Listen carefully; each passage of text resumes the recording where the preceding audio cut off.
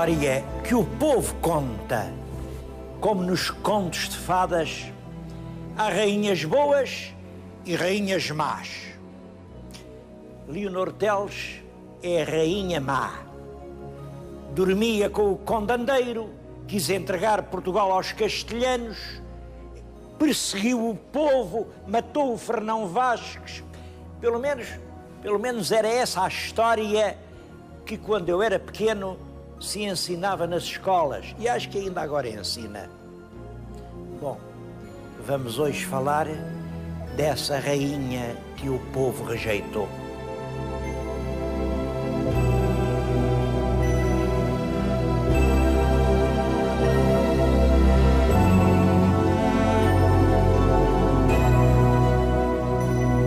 Leonor Teles foi rainha de Portugal por ter casado em 1372 com o rei Dom Fernando. A história desse casamento, em resumo, é esta. O rei de Portugal tinha andado em guerra com Castela, uma guerra que correu muito mal, muito mal. E os portugueses foram obrigados a assinar a paz praticamente nas condições que o rei de Castela ditou. Essa paz foi assinada no Alentejo, lá na Raia Alentejana, no castelo de Alcoutim. É por isso que se lhe chama o Tratado de Alcoutim. Esse tratado tem uma cláusula um pouco estranha. Diz que o rei de Portugal compromete-se a ser amigo do rei Carlos de França enquanto o rei de França for amigo do rei de Castela. Que diabo tinha a França a ver com isto tudo? Bom, esse é que é o fio para entender a meada. Havia então uma grande guerra na Europa, a Guerra dos 100 Anos, a Inglaterra contra o Bloco Continental, e discutia-se isto, de que lado ia alinhar Portugal? Com a Inglaterra contra a França ou com a França contra a Inglaterra? No Tratado de Alcoutim, o rei de Portugal comprometeu-se a ser amigo do rei de França e, para garantia desse tratado, obrigou-se a casar com a infanta de Castela, curioso, também se chamava Leonor, com a infanta Leonor de Castela, para garantir o tratado. E começaram imediatamente os preparativos para esse casamento. Mas nessa altura acontece qualquer coisa que muda tudo. Chegam de Londres 2 embaixadores do Duque de Lencastre com esta proposta: o rei de Portugal deixa de ser amigo do rei de França contra o de Inglaterra, passa a ser amigo do rei de Inglaterra contra o de Castela. O Duque de Lencastre promete vir com forças de armas, ele próprio vem disputar o trono de Castela e nós só temos que ganhar com isso. É engraçado, um desses embaixadores era um galego espertíssimo, mas que teve um triste fim. Era o João Fernandes Andeiro, era o tal que veio a ser o condandeiro. Dom Fernando aceita isto, muda de posição, precisa de anular os tais preparativos de casamento com a infanta de Castela, e é nessa altura que ele conhece uma jovem lindíssima, Leonor Teles de Menezes.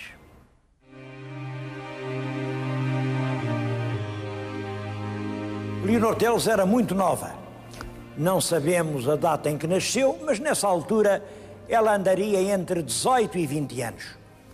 Era órfã, o pai tinha sido assassinado em Castela, ela refugiou-se em Portugal e quem tomou conta dela foi um tio, o conde João Afonso Telo.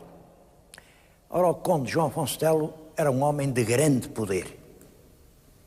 Eu estou a falar-lhes na Igreja da Graça em Santarém. Foi uma igreja que ele mandou construir para lhe servir de panteão de família. Esta igreja é o Panteão dos Menezes. Aqui, na Capela Mor, está a pedra sepulcral do conde João Afonso Telo. E há outros Menezes por aí, por exemplo, aquele túmulo que agora estão a ver é do neto dele, o conde Dom Pedro de Menezes, que foi o primeiro governador de Ceuta. Ora bem, o conde João Afonso serve-se desse facto de ser muito poderoso.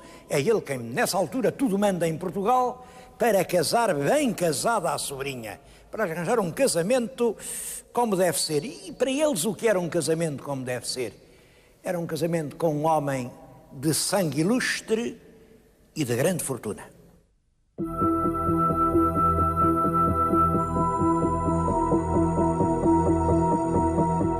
Havia um fidalgo na Beira, o senhor de Pombeiro, chamado João Lourenço da Cunha, já velho, já viúvo, mas com muito dinheiro. E o conde João Afonso casou a jovem com o velho João Lourenço da Cunha. Não resta nada, não há vestígio nenhum, a não ser história e lembrança, mas o túmulo dos Cunhas, e que de certo modo retrata bem a prosápia dos Cunhas, é este. Este cavaleiro que está além sepultado é neto do João Lourenço da Cunha, mas neto de um casamento anterior. Reparem naquela prosápia, lá estão as armas dos Cunhas, as 9 Cunhas. As Cunhas foram sempre um grande argumento em Portugal e ali já estão associadas a Portugal e mais às flores de lis. As flores de lis são dos Guedes.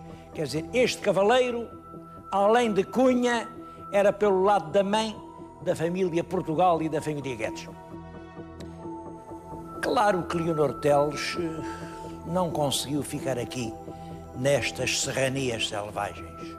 Foi até Lisboa espairecer e estava em casa do tal tio Conde quando o rei Dom Fernando a conheceu.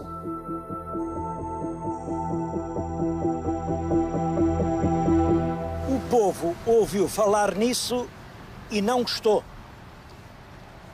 Achavam realmente mal. Então o rei de Portugal, vai casar com uma dona que já tem dono. Junta-se uma multidão, diz o Fernão Lopes, que eram mais de 3.000 mesteirais de todos os ofícios, gente de armas, cada um agarrou na sua espada, no seu chuço, invadem o Paço Real e dizem: queremos falar com o rei. O rei teve medo, uma multidão furiosa é para temer, e mandou dizer: não é nada disso, não, mas amanhã a gente conversa com calma. Vocês amanhã todos juntam-se diante da igreja de São Domingos, ali diante da igreja, e eu vou lá e dou-lhes uma explicação. O povo acreditou, saíram do paço, esperaram pelo dia seguinte, lá estavam eles todos, diante de São Domingos. Quem não estava era o rei. O rei mandou selar os melhores cavalos e veio para o norte do país. Veio casar aqui, a esta igreja que está na vossa frente, que é a igreja do mosteiro de Lessa do Balio. Esta é a forma como Fernão Lopes conta as coisas, mas eu não escondo que isto me parece uma história bastante mal contada. E mal contada por 2 razões. A primeira é que, se o rei teve medo, e um medo justificado, da força da reação popular em Lisboa, mais razão tinha para temer a reação popular da gente do Porto. Dizem: isto aqui não é Porto. Pois não, mas daqui ao centro do Porto é uma légua. Uma légua percorre-se numa hora. Portanto, era tanto de temer aqui a força do povo como em Lisboa. Mas há outra razão. É que o próprio Fernão Lopes diz que nessa altura já o rei estava casado. Casado a furto, quer dizer, um casamento secreto. O que vieram fazer aqui foi um casamento público, um casamento de Estado, porque o casamento de Estado é que impedia que o rei pudesse casar com uma princesa estrangeira. Um casamento secreto podia sempre dizer foi, não foi, o rei não está casado. Agora, depois de uma grande cerimónia em que tomou parte toda a corte, a que toda a gente assistiu, claro que o rei de Portugal já não podia casar com a filha do rei de Castela e, portanto, a aliança ficava sem efeito.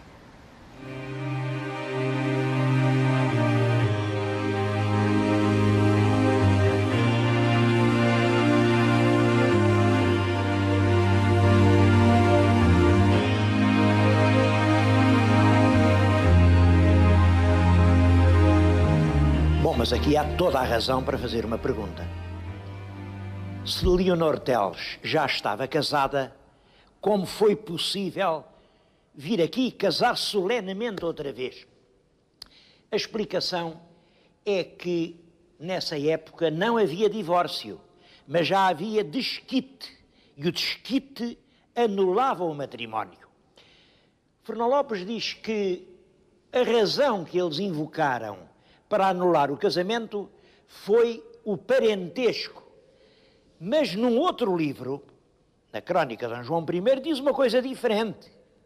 Diz que Leonor Teles invocou como fundamento do desquite a impotência do marido para consumar o matrimónio. O marido era um velho fidalgo, já muito velho, e ele não contestou essa acusação. Pelo menos nessa altura, a verdade que ficou escrita nos livros da lei é que o fundamento da separação foi a não consumação do matrimónio. Outra pergunta é esta: que maravilha é a que estamos a ver? É uma escultura de Diogo Pires o Moço, ele tem ali a assinatura, Diogo Pires o Moço, um dos maiores escultores portugueses do século XVI. Foi ele que fez este túmulo de Frei João Coelho, um prior dos Hospitalários. Esta é uma das muitas maravilhas que se encontram aqui no interior da igreja de Lessa do Balio.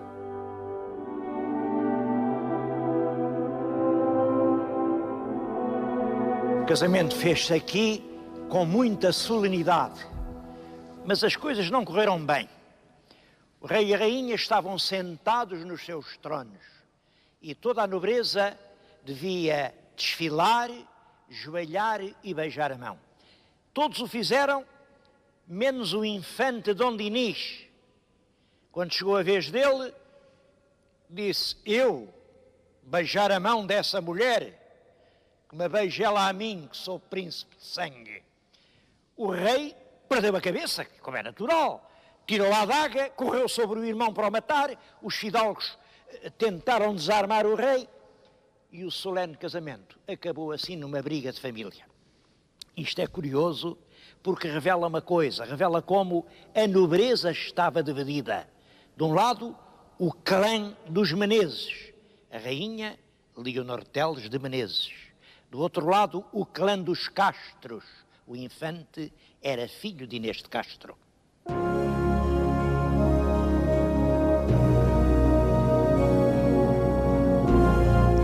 O casamento ainda durou 11 anos.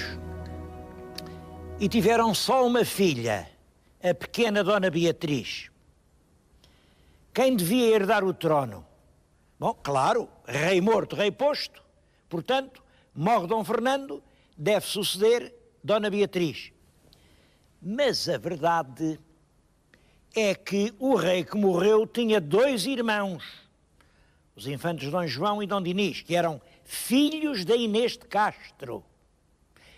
E desses 2, pelo menos o Dom João, tinha uma grande simpatia popular. Claro que todo o povo preferia ver no trono o forte Dom João a ter aquela pobre menina Dona Beatriz. E foi para defender os direitos da Dona Beatriz ao trono que a Leonor Teles engendrou um plano. Casou a menina com o rei Dom João de Castela. Ela pensava que Dom João tinha a força bastante para defender os direitos de Dona Beatriz ao trono de Portugal. Fez-se o casamento, mas fez-se um tratado muito minucioso para garantir que o trono não saía de Portugal. Só reinaria a Dona Beatriz e um filho que ela tivesse depois desse filho atingir a idade de 14 anos, e até lá quem ficava na regência reinando em Portugal seria ela própria, Rainha Leonor Teles.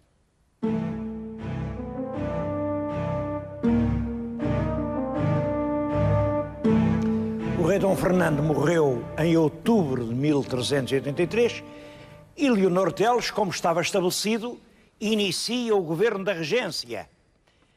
E com prudência, ela para junto de si, para o cargo-chave da administração, não chama nenhum dos grupos rivais, nem dos Castros, nem dos Menezes. Chama um outro homem, o tal antigo embaixador João Fernandes Andeiro. Bom, mas daqui resulta que passa a ter contra si o bando dos Castros, o bando dos Menezes, o povo de Lisboa e toda a gente. Dá-se a revolta de 1383, a rainha é obrigada a fugir da capital, vai para Alenquer, tem todos contra ela e então comete um erro. Escreve ao genro, o rei de Castela, para vir a Portugal, dominar a revolta do povo e defender os direitos de Dona Beatriz. Claro, o rei de Castela ele veio, mas a primeira coisa que fez quando chegou a Santarém foi pegar na sogra, a Rainha Leonor Teles, pôr-lhe uma forte guarda e a partir daí Leonor Teles foi realmente uma prisioneira.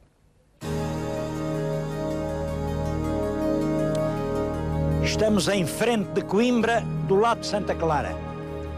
Foi aqui que a Rainha Leonor Teles veio jogar a sua última cartada. Jogou e perdeu. O país estava dividido em 3 partidos. O partido de Dom João de Castela, o partido de Dom João de Portugal e o partido da Rainha Leonor Teles. E Coimbra estava pelo 3º partido. O resto eram políticas, mas aquela era a legalidade completa. O que os trautos estipulavam é que o governo era da rainha, e era esse o partido de Coimbra. Foi fiada nisso que a rainha veio aqui jogar o seu destino.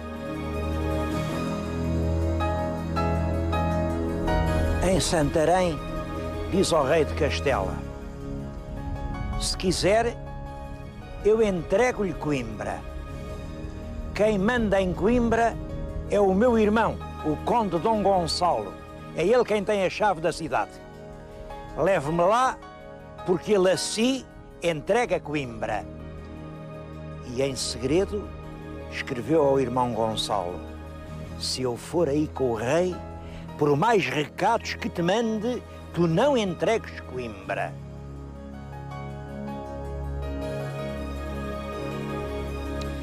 Entretanto, vai urdindo os fios de uma teia trágica. Ela sabe que o rei de Castela tem sempre junto de si um grande fidalgo, em quem confia cegamente. É o conde Dom Pedro de Trastâmara.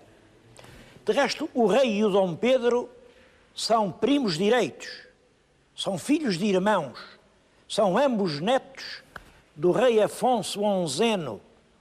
E dia e noite o rei de Castela tem aquele fidalgo junto de si. E o plano de Leonor Teles é este: seduzir o fidalgo, fazê-lo perder completamente a cabeça. E quando chegasse à altura, exigir do fidalgo uma condição. Não, primeiro, casar. Mas antes de casar, Dom Pedro tem que assassinar o rei de Castela. Tudo isso vai acontecer em frente de Coimbra. Na confusão que se segue ao regicídio, os dois devem cavalgar para a ponte e o conde Dom Gonçalo, irmão de Leonor Teles, que está do outro lado, está prevenido, está dentro da conjura, abre as portas da cidade e Leonor Teles e Dom Pedro de Trastâmara irão reinar em Portugal e ser muito felizes. O conde caiu na cilada, deixou-se enamorar perdidamente, jurou matar o primo, mas um recado para Coimbra, para a certa hora estar tudo preparado. Quem leva e traz recados é um frade capuchinho, que não diz nada a ninguém, mas o frade tem um grande amigo, um amigo judeu, Dom David Negro, que é o Rabi-Mor de Castela. E o frade sabe perfeitamente que nessas confusões de matar os reis, quem acaba por pagar sempre o preço são os judeus. E por isso resolveu prevenir o Dom David Negro. Dom David Negro, naturalmente, percebeu que aquele segredo valia muito e preveniu o rei de Castela. Assim se descobriu tudo. O conde Dom Pedro ainda conseguiu fugir a tempo, foi esconder-se no Porto, mas a rainha Leonor Teles foi colocada então a ferros e foi expulsa para um convento em Castela. Passou os últimos tempos da vida numa cela obscura do convento de Tordesilhas. E aí perde-se completamente o rasto da rainha que enfeitiçou quantos a conheceram. Há em Tordesilhas muitas lembranças do tempo em que a rainha lá esteve. Ela atravessou o Rio Douro por esta mesma ponte, entrou no convento por esta mesma porta. Se era religiosa, deve ter orado neste altar, talvez a estas mesmas imagens. Mas o seu túmulo, esse ninguém sabe onde se encontra. Nesta capela funerária não está. Talvez tenha ficado sepultada em Campa Rasa, sem que nada, absolutamente nada, hoje nos recorde a sua triste sorte. É mais uma história que o tempo apagou.